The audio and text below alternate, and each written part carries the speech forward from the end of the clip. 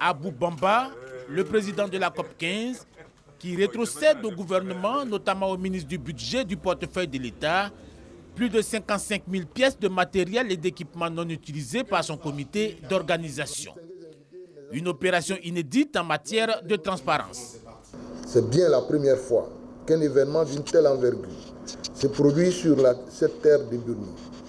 Nous sommes heureux d'y contribuer et espérons que cet exemple fera tache d'huile pour les prochains grands événements organisés en Côte d'Ivoire avec les ressources de l'État en majorité. Ces équipements, appelés à avoir une seconde vie dans les administrations publiques ivoiriennes, sont essentiellement composés de matériel informatique, de sonorisation, de mobilier de bureau et même d'engins roulants. Cette dynamique de bonne gouvernance s'inscrit dans le processus de construction de l'Ivoirien nouveau prôné par le président Alassane Ouattara. Un réflexe que nous devons développer chacun à son niveau, qu'il s'agisse d'administration publique, d'organisation de la société civile ou également au niveau du secteur privé. Chacun doit rendre compte de l'utilisation des ressources publiques mises à disposition.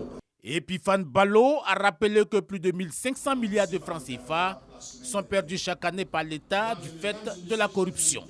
Un discours pédagogique que les administrations en charge de la mobilisation des ressources nécessaires au bon fonctionnement de l'État accueillent favorablement. Derrière cette action transparaît une valeur fondamentale de bonne gouvernance, à savoir la réduction des comptes, mais aussi une vertu essentielle de la saine administration, à savoir la transparence à travers la mise en œuvre efficace de la comptabilité matière.